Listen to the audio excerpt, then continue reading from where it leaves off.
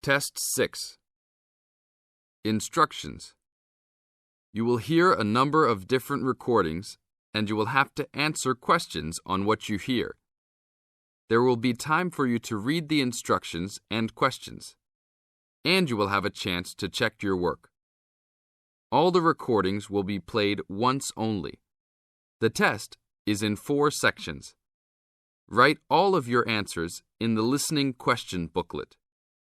At the end of the real test, you will be given 10 minutes to transfer your answers to an answer sheet.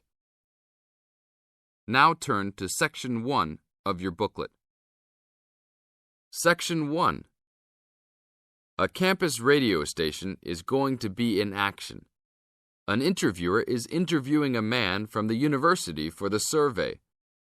Listen to the conversation between them and circle the best answer from A, B, or C for questions 1 to 4. You now have some time to read questions 1 to 4.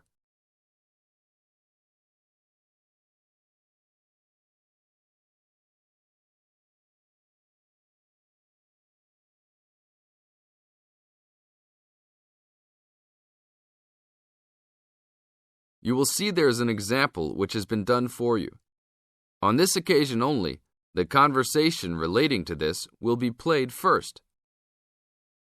Excuse me, I'm conducting a campus survey.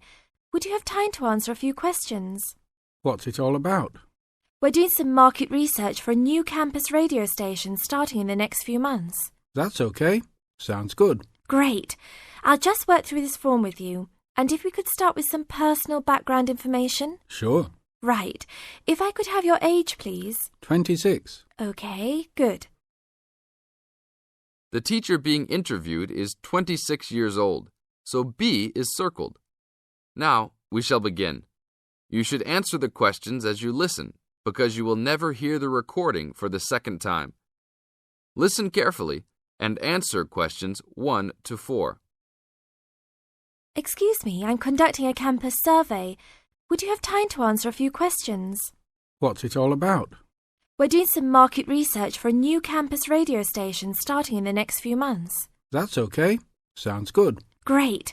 I'll just work through this form with you. And if we could start with some personal background information? Sure. Right. If I could have your age, please. 26. Okay, good. And are you a student, teacher, or in another job?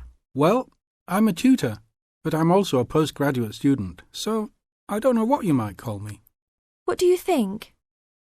Okay, well, I'm more of a teacher, really. Fine. And would you mind if I asked about your salary, or I could leave it blank? No, that's okay. It's $20,000 a year. Thanks. Right. Now about your current listening habits. What would you say is your main reason for listening to radio? Well, I'm usually busy during the day at work, so I usually only listen to the radio at night. It helps me relax and unwind, even if I'm studying. Good. And how many hours a day on average do you listen to the radio? Well, not a lot really. I'd say just over an hour all told. Now you have some time to read questions 5 to 10.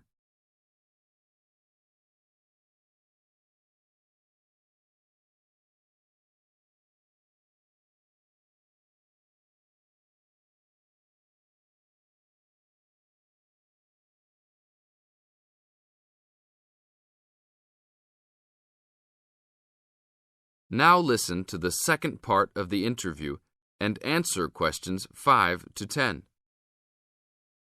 So, what are the 2 main times of the day that you listen to the radio? Well, for a little while around breakfast time, and then it tends to be later, after dinner, when I've finished any serious work I need to do. And what sort of radio programs do you like? I like the news, but I also like classical music. It helps me to relax. Fine. And turning to the new campus station, which type of programs would you prefer? I think the existing radio stations cater for my need for news. So I'd like to see programs about local information, providing a service to the campus community. And in the same vein, perhaps more for academic viewers, some lectures or relevant programs. Oh, I see. And if you had to give the new directors some specific advice when they set up the station, what would you tell them? I think I'd advise them to be careful about the quality of the broadcasts. You know, the sound system. There are a lot of radio stations and people can change their loyalty quickly if it doesn't meet their needs. I think they should do more of these kinds of interview too, you know, talking with existing and potential customers. Oh, I'm pleased you think it's useful. Certainly, yeah. Good. Now, this station will not be fully funded by the university. So how often do you think it is tolerable to have adverts? I think, well, out of that list I'd say every quarter of an hour. Of course, that's providing they don't last for 10 minutes each time. Oh, quite. And are you interested in attending any of the special promotions for the new station? Yes, I'd be happy to, as long as they're held on the campus or nearby. OK, I'll note that down. And finally, may we put you on our mailing list? Well, I prefer not, except for the information about the promotions you just mentioned. OK. Can I have your name and address? Of course. I have a card I can give you. Oh, great. And thanks a lot for your time, and we look forward to seeing you. Yeah, sure. Thanks. This is the end of Section 1. Now you have half a minute to check your answers.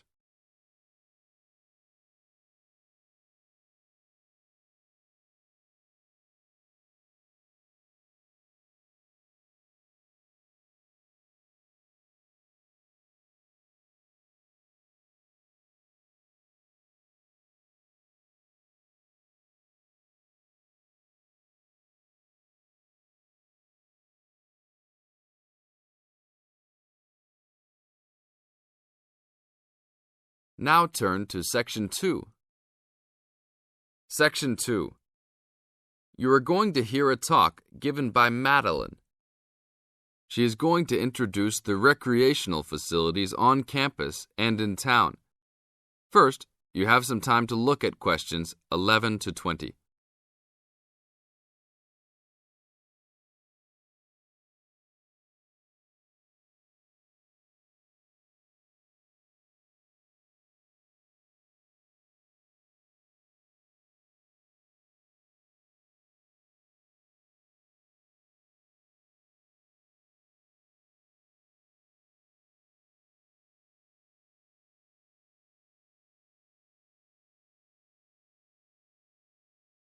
As you listen to the talk, answer questions 11 to 20. Well, good morning, everybody. My name's Madeline Stewart, and I'm here to tell you about the recreational facilities available on campus, and also to tell you something about what the town has to offer. You may already know that your Students' Union membership also includes membership of the Sports Union, which provides a range of sporting and recreational facilities on campus, much the same as those in most British universities. The Sports Union has football, tennis, and cricket teams in local competitions. And really, most sports are catered for in some way on campus, even if they're just social matches. In the building itself, there are fitness classes and a full gym, including weights. The Sports Union can also provide cheap tickets to some major sporting events. And to keep you up to date with everything available, there's a weekly newsletter distributed around the campus. You should check this to find out the names and phone numbers of the contact people for each sport or activity you're interested in. Yes, did you have a question? Yes, apart from what you've just said, does the Sports Union offer individual help in any of its activities, for example, in getting fit and healthy? Yes, we do. The Sports Union has a fitness assessment clinic every Friday, staffed by the resident sports trainer, who can provide advice on the best program for you and refer you to various charts.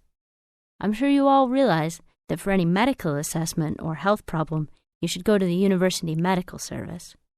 The sports trainer can also advise you on a suitable training program using the weights. And now on to Ashbury. For a town of its size, Ashbury has some unusually good leisure and sporting facilities, most of which are near the center of town and easily reached by bus from this campus. There's a new, well, almost new, Olympic-sized swimming pool. That's not quite in the central town area, but it's only a 5-minute walk from the bus stop. Above the pool, there's a high-tech fitness center that any of you more serious fitness lovers would need to check out. Then, in the center of town, there's a sporting complex called the Anderson Center, which contains squash courts and facilities for a number of other indoor sports, such as basketball. And just around the corner from the Anderson Center, in the main street there, is an indoor bowling alley. All of these facilities are listed in the weekly newsletter, so I encourage you all to look through it and... This is the end of Section 2. Now you have half a minute to check your answers.